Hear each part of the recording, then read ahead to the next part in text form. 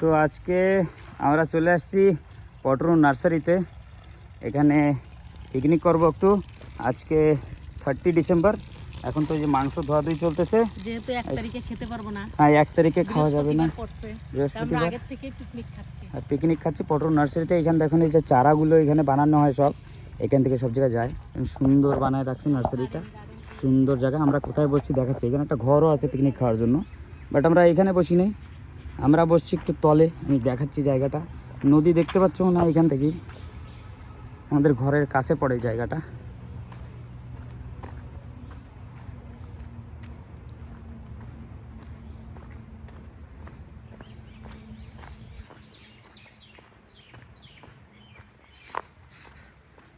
এই যে আমরা এইখানে পিকনিক করতে আসছি।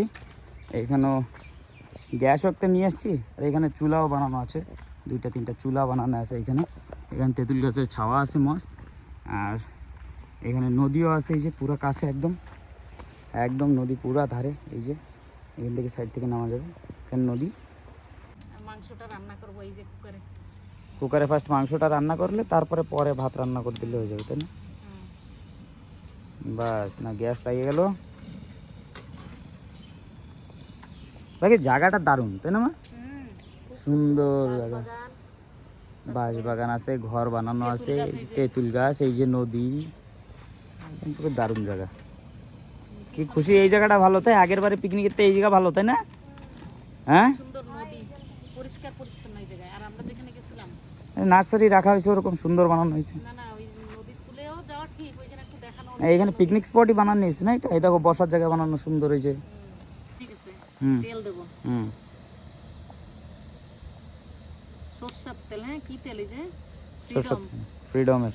দাও। তেল গরম হয়ে গেছে, এখন জিরা দিয়ে দিচ্ছি, এই যে ফোড়ন, পেঁয়াজ কুচি, এই যে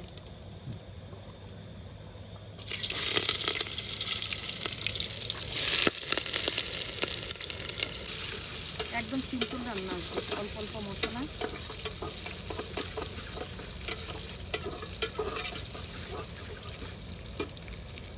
আদা রসুন পেস্ট,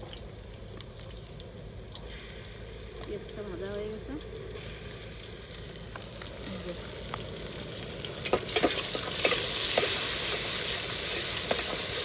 এবার মাংস দেওয়া হবে ডাইরেক্ট, তাই না? এই যে ডাইরেক্ট এবার দিয়ে দিচ্ছি, এর ভিতরে সব ভাজা হয়ে গেছে, দিয়ে দিচ্ছি।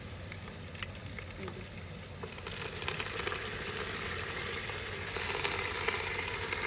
যে আসছে না কিরম যেন হলুদ। এর ভিতরে, এই যে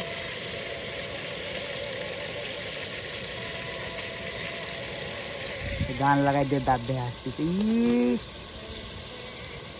এবার দেবো লঙ্কা গুঁড়ো, কাশ্মীরি লঙ্কা আর এমনি লঙ্কা। এই যে দুটা নাইছে নাকি? কাশ্মীরি লঙ্কা আর এমনি লঙ্কা চলে এসেছে। দুটো মিশে আনি। হ্যাঁ হ্যাঁ, স্বাদ অনুসারে লবণ।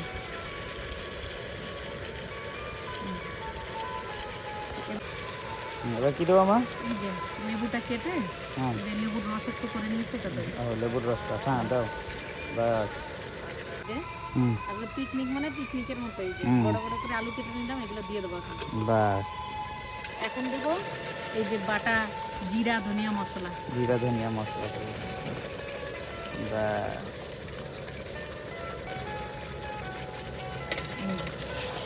এখন এটাকে ভালো করে মশলাবো, কষায় নিয়ে তারপরে জল দেবো।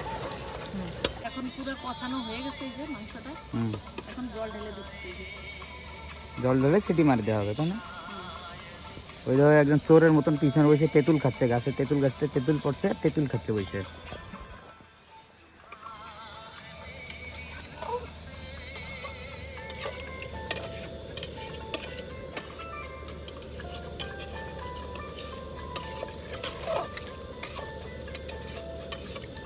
বাস, এখন এটা ঢেকে দেবো।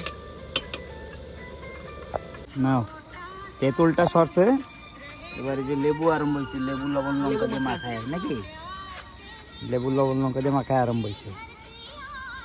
এবারে আপেল মাখা খাবো। হ্যাঁ, তো হয়ে গেছে।